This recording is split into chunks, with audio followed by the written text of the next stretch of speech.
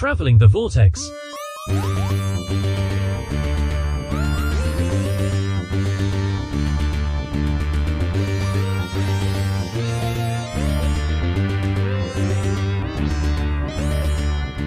We've joined the Doctor as he travels the Vortex and arrive at episode 585. And beware, there's always a twist at the end. I'm Keith. I'm Sean. I'm Glenn. Are you guys twisting? Just at the end. Just at the end. Just at the end. You gotta save those twists for the end. That's right.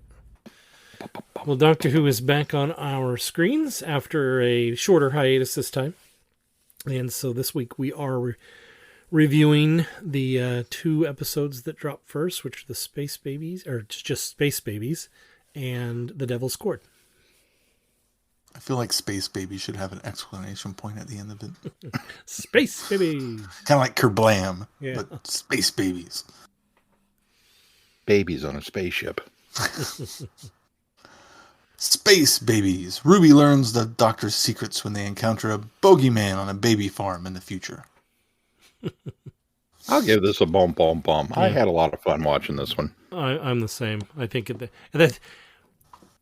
that's been my experience with Doctor Who since it's come back, and by that I mean Star Beast, is none of these have been just wow, blow my socks off, great, but they've all been a lot of fun, and I think that's the important thing about it.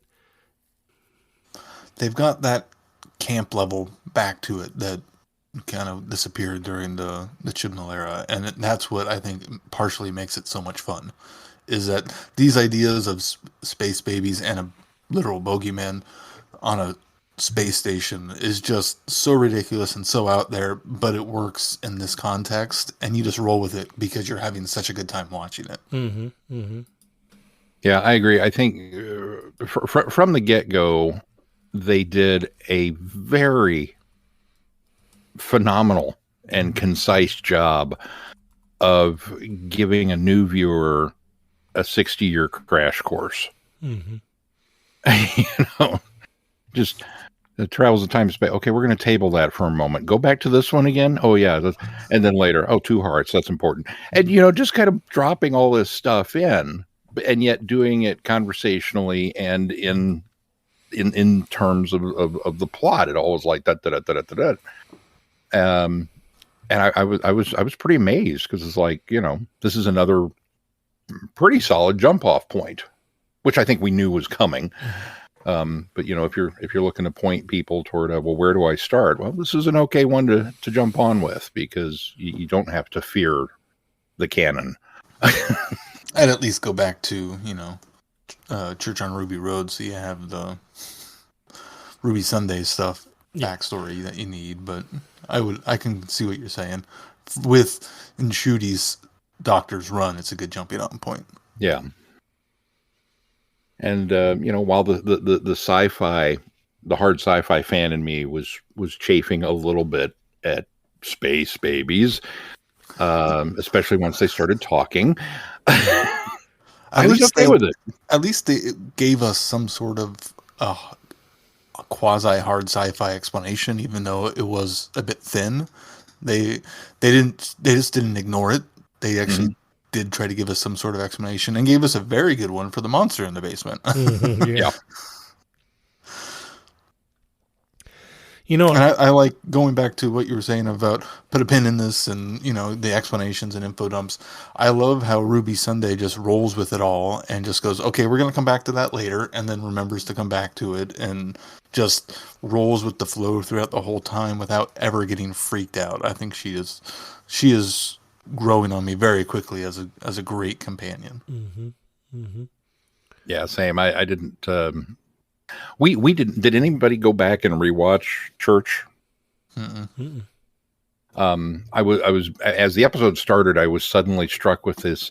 Oh, maybe we should have recapped it. I mean, I know we just watched it at Christmas, but that was 5 months ago. So maybe I should have gone rewatch it. But Ruby just fell right back into companion mode, and pretty awesome companion at that. And so it was very easy to be right there with her step by step. And yep, okay, yeah, I'm good. Not that I won't go watch Church on Ruby Road again at some point, but yeah, no, it was good. It was really a solid opening episode for this, and I'll get into it a little bit later because I know there's been some fan cry out there over the new season, but just as a, you know, it's a pilot, guys, and you know the Doctor Who pilots, the first ones of the Doctor, they're always a little out there. You know, whether it's a tub of plastic goo in the basement under the London Eye, or you know, singing Santas, robot Santas. It's always a little out there. So Babies on a Space Station is not that great a leap. And everything else. I wouldn't even bother defending it from those people. They're gonna hate it. They're gonna hate it no matter what. Just yeah, they're not even worth my time. What I was really, really afraid of, and you kind of touched on this when you were talking kind of the opposite about how the information is being delivered for the newbies, which I think is great. What I was really afraid of going into this series, knowing that RTD was sort of doing a soft reboot. You could tell he was trying to get new people on board, resetting the episodes, doing the bi regeneration. So I really kind of felt we were going to go into this first season and just kind of ignore everything for a while and just kind of build on the two characters. So I was quite surprised that they did give us all of the information they did, not in just this one, but in the other one, you know, linking all the way back. So it's really obvious that the showrunners and RTD aren't going to distance themselves for anything. They're sticking with the lore. They're sticking with what's come before.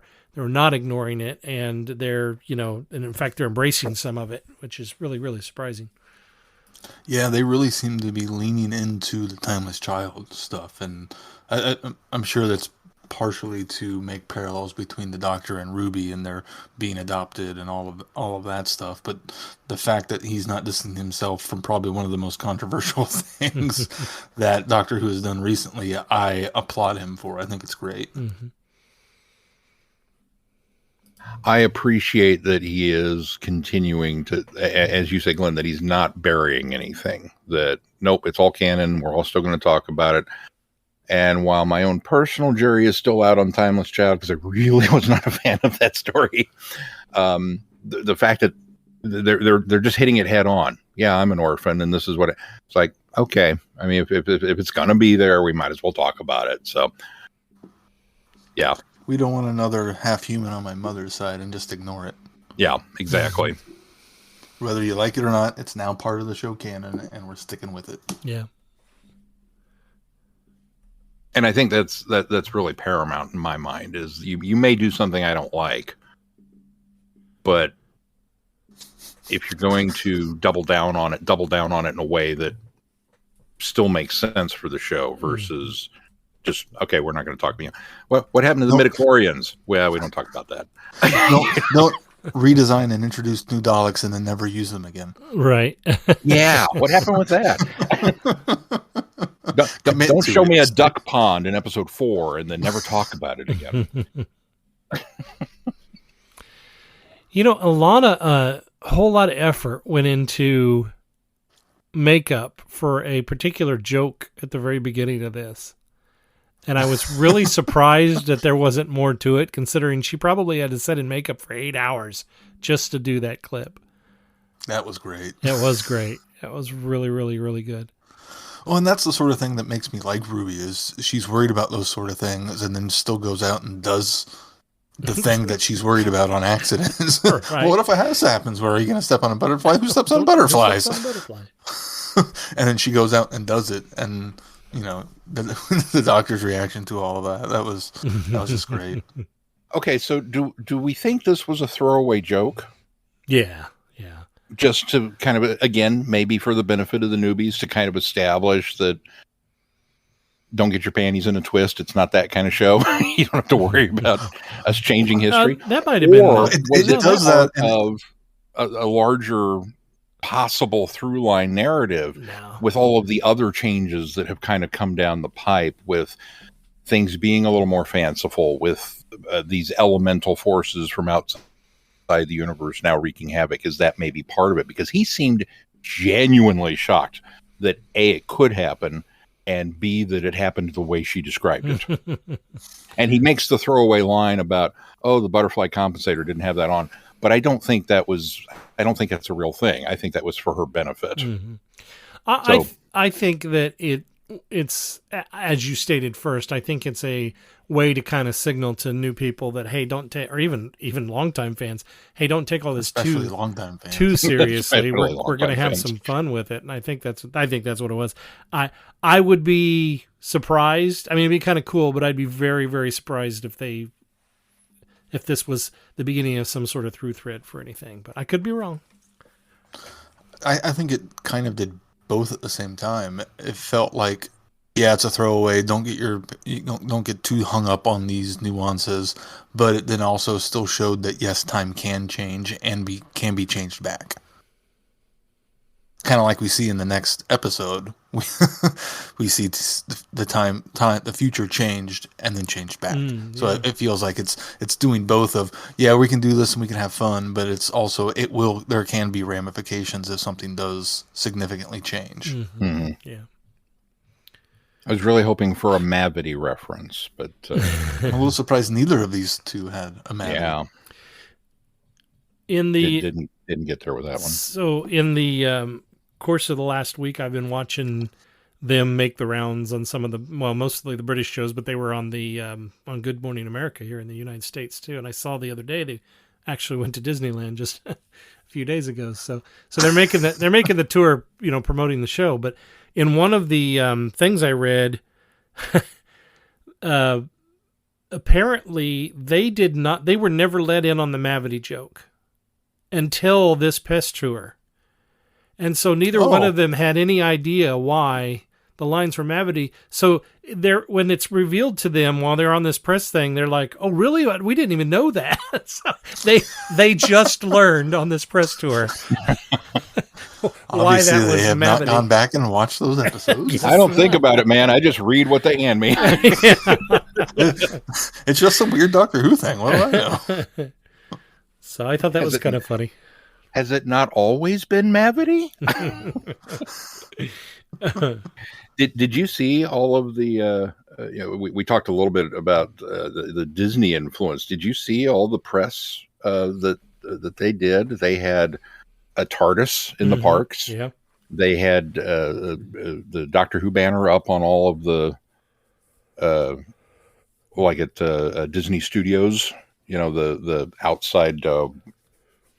Quote unquote sound stages in the park where it's they've got the posters up there, and I mean it was a full court press on the promotional stuff. Oh yeah.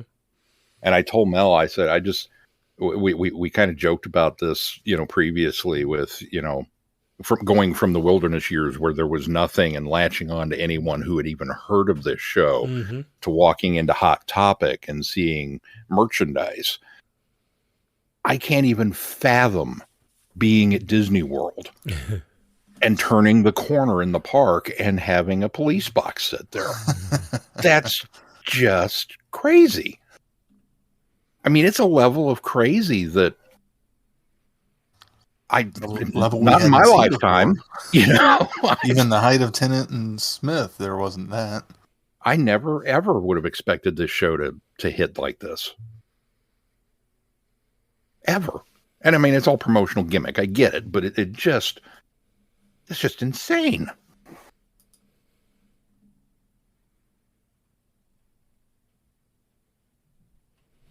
Well, anything else on this one, or should we move on and talk about Devil's Court?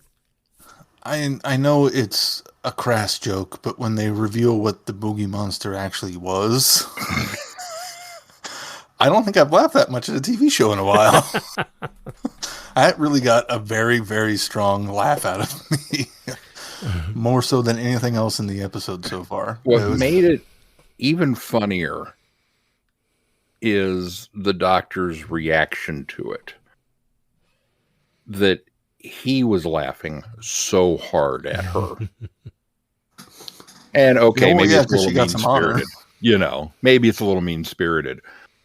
Because it just, 5 minutes earlier, he was queuing up the boogie monster and scaring the kids and laughing. But it's just, partially tongue-in-cheek, hiding behind the sofa and just, ha, ha, ha, I'm sorry, I'm really sorry. Boo! Ah, it's that level of, playing peekaboo with the kids or something. But when he's laughing at her, and it's so much worse. I've been from one side of this galaxy to the other. I've seen everything there is to see. This is the worst thing ever. And then she realizes it, and then he starts laughing. I mean, it's right up there with Sarah Jane stuck in the vent.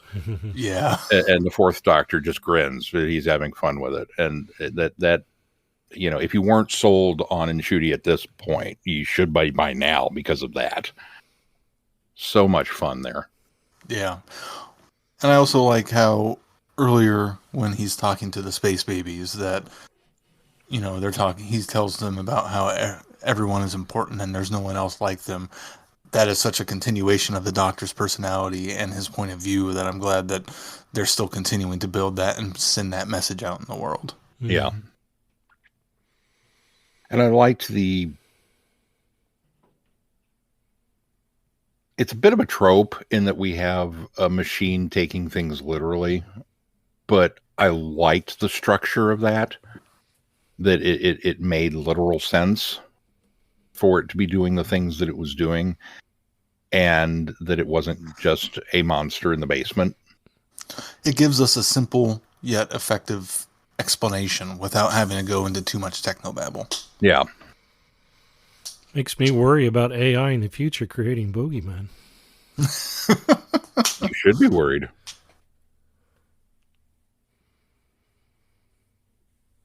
And of course, we had to get a fart joke at the end. A what? Oh, yeah. A what? I had to get a fart joke at the end. Oh, yeah. Yeah, I thought that was a bit much, but I allowed it because the rest of the episode was so much fun.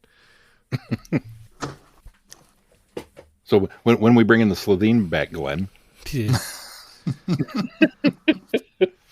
No, thank you. Well, let's talk. This joke has served a purpose. Yeah, let's talk a little bit about the Devil's Cord. The Doctor and Ruby meet the Beatles, but end up battling the all-powerful Maestro. Is it too early to say best episode of the season? It is so far. I would not. I wouldn't disagree with you. It's amazing the tonal shift between the two of them. Oh yeah, yeah. This was I read there was an article, an interview with RTD, and he talked a little bit about the Beatles.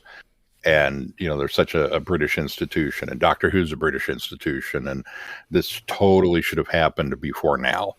But we could never afford the rights. We couldn't get any music. There was just no logistical way of doing it. We tried. And then all of a sudden it came to him. That's how you do it.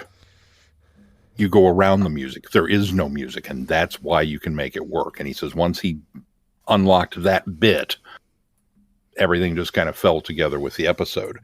And I think it's brilliant. I think it's just brilliant to do it that way, with one caveat.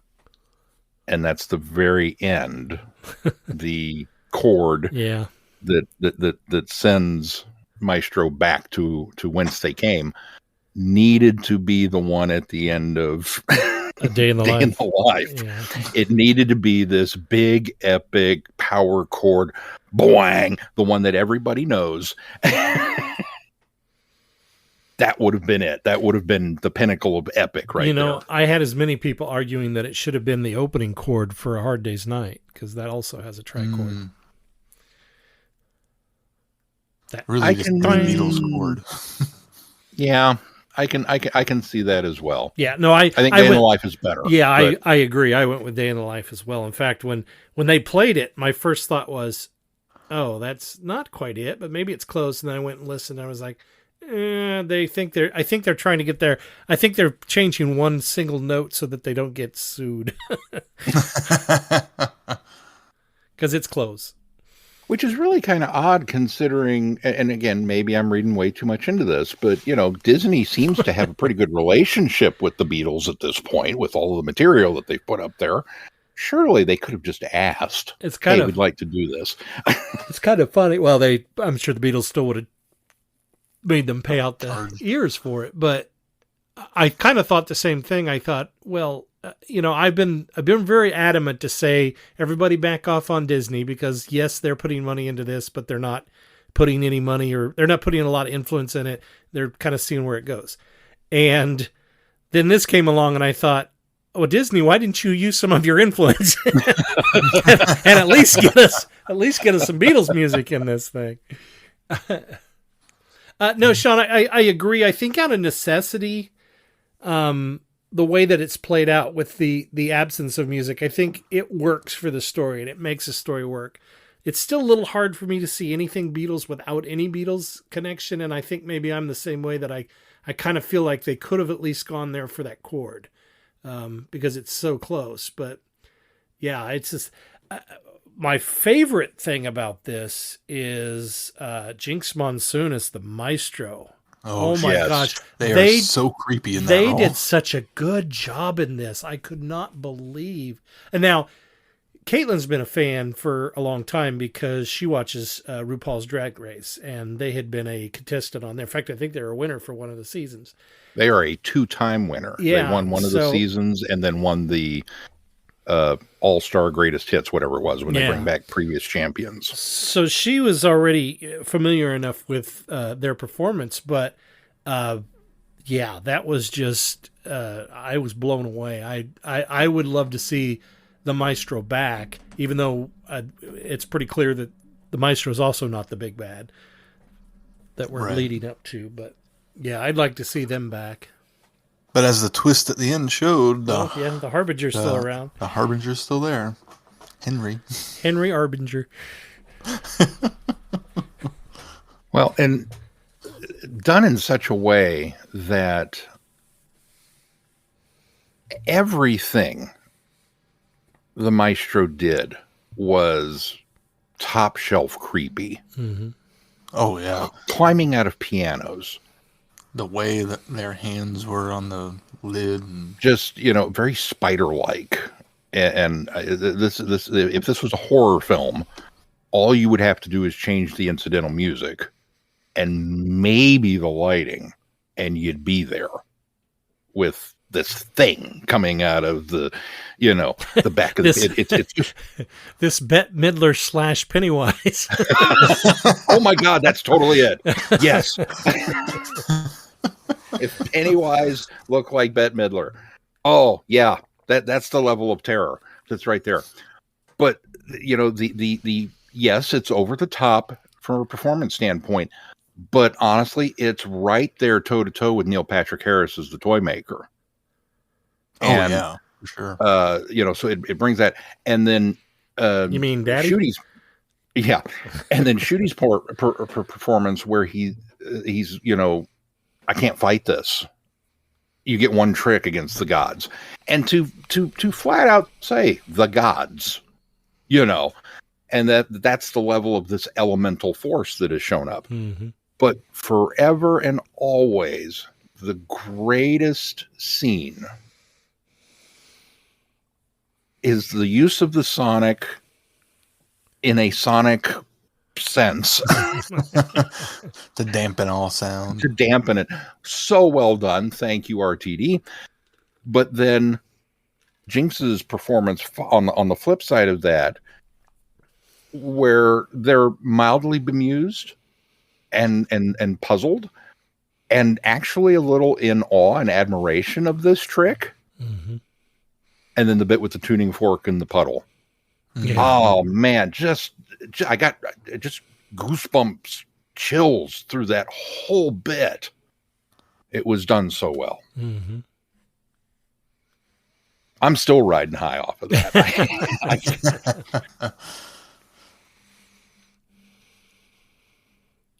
And oh, by the way, the Beatles were in it, Which, I hear the people complaining about how they could have got actors that looked more like him. I hear the complaints. I didn't care. I thought it was just fine. The Ian, what's his name? Ian, who's got plays Churchill? He doesn't look. Ian McNeice. He does not look a lick like Churchill in any way whatsoever. But I always buy him as Churchill, and I thought these guys did a fine job, especially for that age of Paul and John. Considering they're barely in it too. Yeah, exactly. I mean, they're glorified cameos more than anything else. Well, and you know who did knock my socks off was George Martin. Yeah. That guy looked like George Martin. Yeah, young George Martin, you bet. Well, I think he came in and I was like, was that his kid? I think the guy... Was that Giles? I think the gal playing Seal of Black looked like Seal of Black, too. Yeah. Has anybody watched the documentary on Disney Plus, If These Walls Could Sing? It's a documentary by Paul McCartney's daughter, all about Abbey Road Studios. And so, of course, it's very Beatles heavy.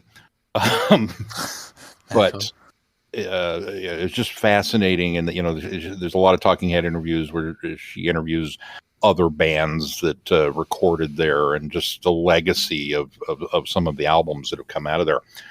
But they go through all of the areas. This is the recording booth where we did this, and this is the grand room where the orchestras come into play. This is where John Williams conducted Star Wars. This is where, and then Paul talks about the piano. And so as this episode was going, and they're like, well, here they are, and this is the rehearsing room. And I'm like, yep. And then we go down the hall to the orchestra room, and I'm like, yep. And here's the piano. And I'm like, you've seen all this stuff for real on the documentary. It made me wonder if they actually shot on location. That's what I was just about to ask. Well, they were. I haven't watched any of the behind the scenes or anything. They were literally outside EMI. I can't imagine why they wouldn't have shot inside too. Right. Or actually, it's Abbey Road now, but it's Abbey Road now. What was EMI at the time? And they changed, of course. I'm really curious to know how they did the crosswalk, because the crosswalk now does not look like the crosswalk did then. But when they crossed it, it looked like it would have in '63.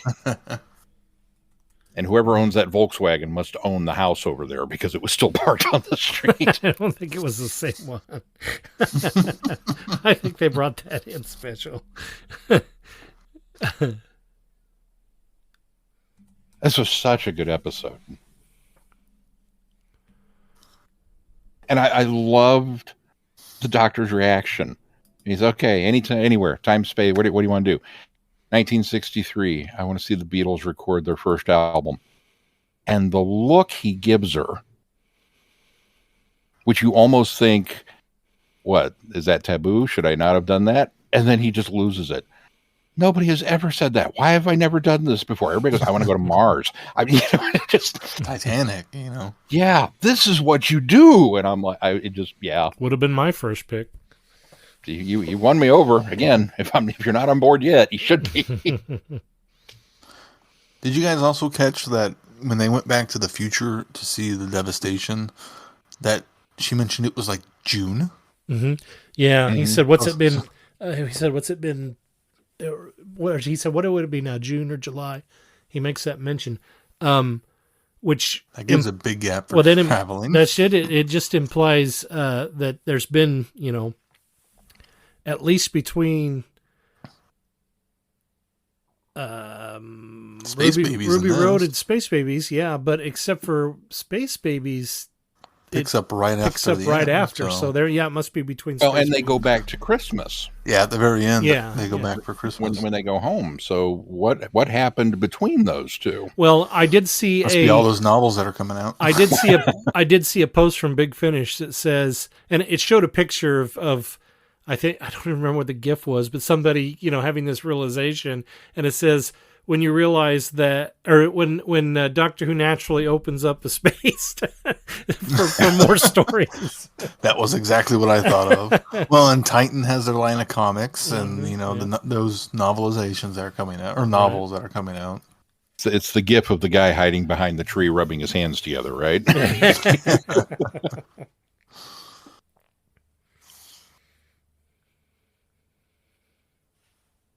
What did you guys think of the musical number at the end?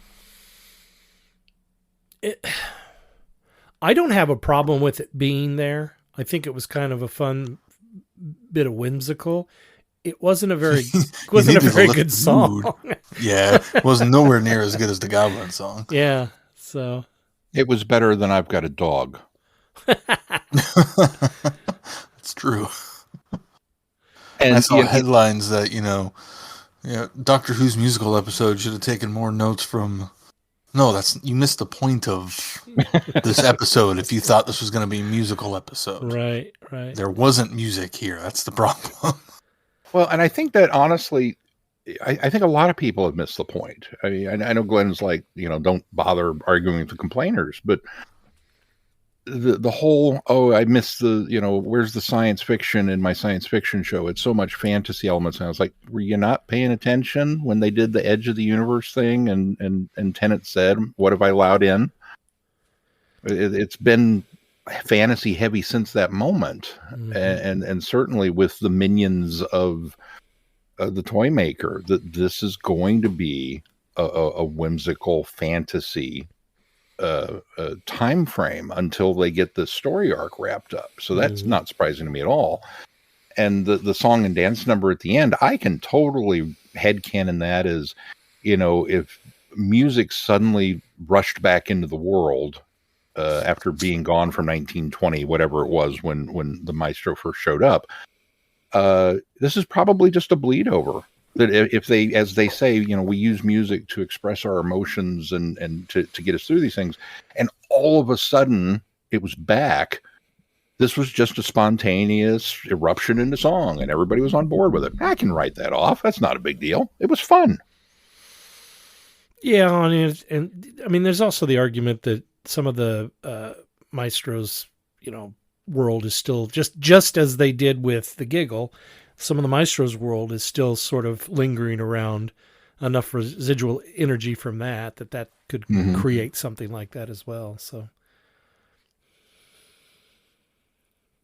I think the biggest takeaway for me so far for these two episodes is just the sheer joy of exploring. Mm-hmm. It's been a really long time, it feels like, since we've had this level of seeing something new through your eyes. And the silliness that they play off each other when, oh, what about my clothes? Oh, I've got a whole wardrobe. And, it's the 60s. I want a mini skirt. I want a beehive. I've got wigs. And just pure unadulterated joy at going out and doing things. It's been a while. And seeing that great friendship of two people just enjoying each other. Mm-hmm. Yeah. So, have you guys been seeing any of the speculation on the fact that the trickster from Sarah Jane Adventures could be our big bad? Well, I did notice that he hypothesized about the Pantheon of Discord. Yeah, so that's what Russell T. Davis said. That he also used the word gods of chaos, which is the same thing. Pantheon of Discord translates to gods of chaos. And so a lot of people have speculated that, because the trickster was part of the Pantheon, that he may be the big bag that's coming back. And I almost fell for this, but somebody had cut a clip out of the Sarah Jane Adventure where they go back in time when she's young, and it's 1963, and it's the trickster episode, and there's somebody walking by with a transistor radio, and they're carrying it, and you hear the song, the Beatles' Dog Song on it, and I was like, are you kidding? Has he been playing the long game? And then I was like, no, that can't be right. So I had to go back and look, and I found a clip that didn't have it. Somebody had cleverly cut it in there. But I thought, oh my God, if he'd been playing the long game on that, that would have been amazing. Then I thought, no, because he had no desire to come back to Doctor Who until just about a year or two ago. So I don't believe that the Trickster will be the ultimate big bad. I bet he's just another member of the Pantheon. Yeah, I think you're right. I think I think There's at the not least just one person in the Gods of Chaos. Yeah, There's I think gods. It's not God. Plural, I think at the very least, they may make a mention of him, but I don't imagine they would pull. I mean, that would be quite a pull, and maybe that would be the launching part to get the Sarah Jane back catalog on Disney Plus. Yeah. And Ronnie, her own show. Yeah. I could see that being a thing. And all the talk of spinoffs. Mm-hmm.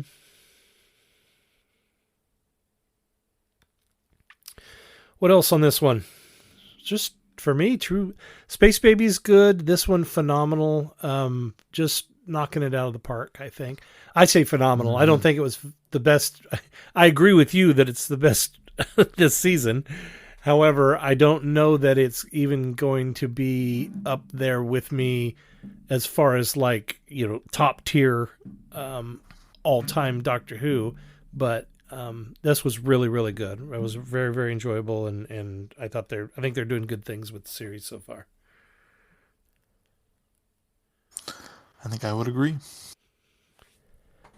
I agree with you now, but I hold out on the caveat that I think Devil's Cord will become a classic at some point.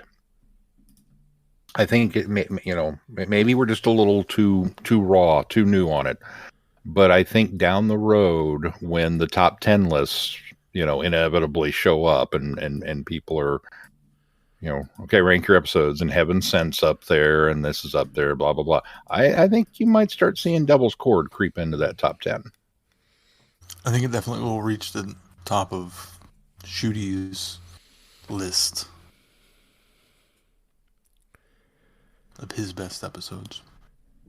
Space Babies probably will not. No. But it was a lot of fun. It was so much fun. I don't know. It's one that I probably would pop in to make me feel better. Mm-hmm.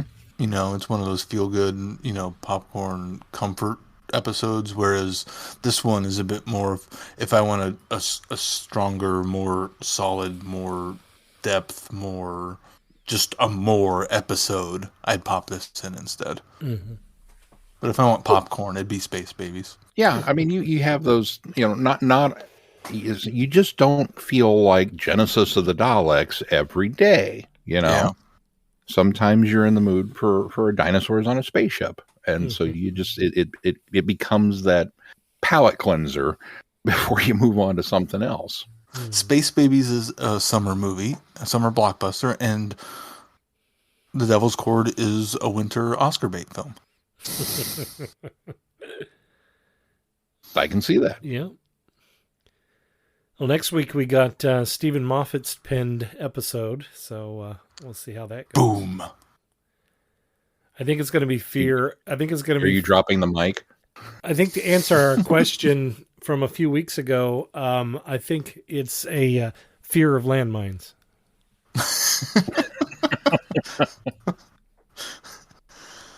I'm going to go literal. I'm going to say boom mics.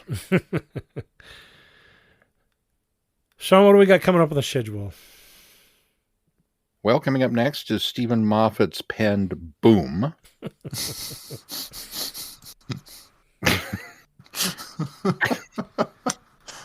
Good job. Thank you. I have one job on this show. No, I mean, Doctor Who's back on, so of course that's where we'll be. Yeah, it's kind of obvious. We're covering the upcoming episodes as they come out, so stick with us. And if you get your any homework value for next week is to watch the show. And if you get any value out of this podcast, why not consider putting some value back into it? You can do that by clicking on our Patreon link. Consider supporting us there. Also, please consider giving us a 5-star review wherever you subscribe to the podcast and join in the conversation on our listen forum on Facebook. Let us know what you thought of these episodes. Anything else we need to touch on before we close this? If not, until next time, I'm Glenn. I'm Sean. I'm Keith. Cheers. Good night, everybody. Be seeing you. You have been listening to Traveling the Vortex. Doctor Who and all of its associated programs are owned and trademarked by the BBC. No infringement is intended or implied. Direction point! Direction point! A Doctor Who podcast network.